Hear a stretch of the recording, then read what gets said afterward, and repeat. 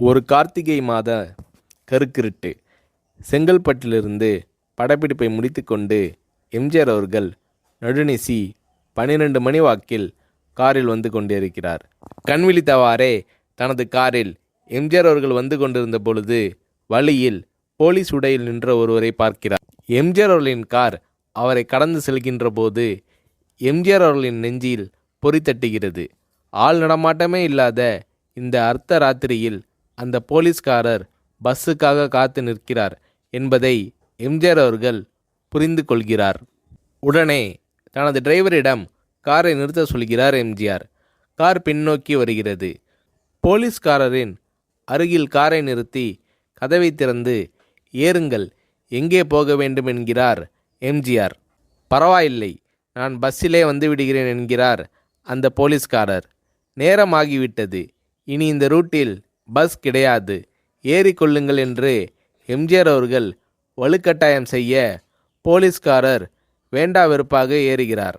காரின் உள்ளே லைட் போட்டு சாப்பிட்டீங்களா என்று கேட்டுக்கொண்டே தனது சீட்டுக்கு பின்னால் இருந்த பிஸ்கெட் பழங்களை எடுத்து கொடுக்கிறார் எம்ஜிஆர். இப்படி ஓசியில் பயணம் செய்வதே எனக்கு உடன்பாடில்லை. இன்னும் நீங்கள் உண்ண சொல்லி வேறு என்னை இழிவுபடுத்தாதீர்கள் என்று போலீஸ்காரர் மறுக்கிறார். எம்ஜிஆர் அவர்கள் பூரிக்கிறார். இருப்பவனிலிருந்து இல்லாதவன் வரை படித்து பதவியில் இருக்கும் எத்தனையோ பேர் எனக்கு அது வேண்டும் இது வேண்டும் என்று எம்ஜிஆர் அவர்களிடம் வேண்டியதை பெற்று செல்கிறார்கள். ஆனால் சாதாரண பொறுப்பில் இருக்கும் இந்த போலீஸ்காரரின் நேர்மை எம்ஜிஆர் அவர்களை மெய்சிலிர்க்க வைத்துவிட்டது. எம்ஜிஆர் அவர்களின் கார் கத தூரத்தில் வந்து கொண்டிருந்தாலும் காரின் நிறத்தையும் ஒளியையும் மனம் கமலும் ஓடிக்கான் வாசனையையும் வைத்து இது எம்ஜிஆர் அவர்களின் கார் என்றும் கார் சென்ற தடத்தை தொட்டு வணங்குகின்ற அளவுக்கு புகழுடன் திகழ்ந்த நேரம் அது. அரை மணி நேரம் கார் சென்று கொண்டிருக்கிறது. ஆனால் அதுவரை எம்ஜிஆர் அவர்களை பற்றி பெரிதாக போற்றி புகழ்ந்து பேசாமல் அந்த போலீஸ்காரர் வந்ததே புரட்சித் தலைவர் எம்ஜிஆர் அவர்களுக்கு அந்த போலீஸ்காரர் மீது மரியாதையை கூடுதலாக்கியது. நான் தான் எம்ஜிஆர் என்கிறார் எம்ஜிஆர். கேள்விப்பட்டிருக்கிறேன் என்கிறார் அந்த போலீஸ்காரர். பொன்மனச்செம்மல் எம்ஜிஆர் அவர்களின் முகத்தில் கோபம் இல்லை, பதிலுக்கு பொன்முறுவல் மலர்கிறது. என் படங்களை பார்த்து இருக்கிறீர்களா என்று கேட்கிறார் எம்ஜிஆர். நான் சினிமாவே பார்ப்பதில்லை என்கிறார் அந்த போலீஸ்காரர். புரட்சித் தலைவர் எம்ஜிஆர் அவர்கள் இன்னும் பிரமிக்கிறார். இப்போது கார் சத்தத்தை தவிர ஒரே நிசப்தம். போலீஸ்காரர் தனது வீட்டிற்கு 1/2 கிலோமீட்டர் தூரத்திற்கு முன்பே காரை நிறுத்த சொல்லி இங்கேயே இறங்கிக் கொள்கிறேன் என்கிறார். ஏன், நீங்கள் குறிப்பிட்ட அந்த விலாசம் இன்னும் 1/2 கிலோமீட்டர் தூரம் இருக்கிறதே என்கிறார் எம்ஜிஆர். சாதாரண போலீஸ் உத்தியோகத்தில் இருக்கும் நான் காரில் வந்து இறங்கினால் என் வீட்டிற்கு அருகில் உள்ளவர்கள் என்னை தவறாக நினைத்து கொள்வார்கள். இதுவரை இப்படி நான் யார் காரிலும் ஓசியில் வந்து பழக்கமில்லை. நீங்கள் இவ்வளவு தூரம் செய்த உதவிக்கு நன்றி என்கிறார் அந்த போலீஸ்காரர்.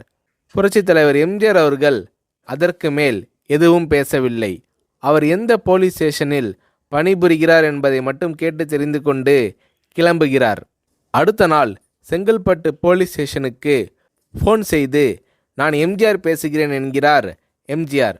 ஃபோனை எடுத்த டிஎஸ்பி உதறலோடும் உற்சாகத்தோடும் தலைவரே வணக்கம் என்கிறார்.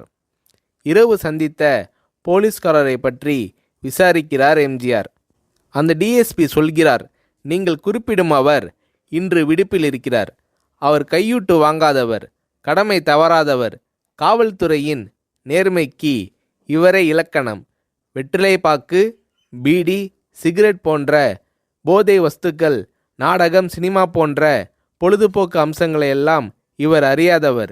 கல்யாண வயதில் உள்ள 3 பெண்களையும் கரை சேர்க்க முடியாமல் கஷ்டத்தில் இருக்கிறார் என்கின்ற விபரம் டிஎஸ்பியால் எம்ஜிஆர் அவர்களுக்கு சொல்லப்படுகிறது. அவரை நாளை என் தோட்டத்திற்கு வர சொல்லுங்கள் என்கிறார் எம்ஜிஆர். கேட்டுக்கொண்ட டிஎஸ்பி உங்களோடு ஃபோனில் ஆளுக்கு ஒரு வார்த்தை பேச இன்ஸ்பெக்டர், சப் இன்ஸ்பெக்டர் உட்பட எல்லோரும் ஆசைப்படுகிறார்கள். ஃபோனை அவர்களிடம் கொடுக்கலாமா என்கிறார். எம்ஜிஆர் அவர்கள் கொடுங்கள் என்கிறார். பேசுகிறார்.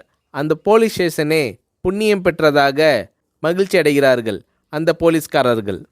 மறுநாள் அந்த போலீஸ்காரர் ராமவரம் தோட்டத்திற்கு அழைத்து வரப்படுகிறார். அவரிடம் பேப்பரில் மடித்த பெரிய பணக்கட்டை கொடுத்து, இதை வைத்து உங்கள் பெண்களின் கல்யாணத்தை நடத்துங்கள் என்கிறார் எம்ஜிஆர்.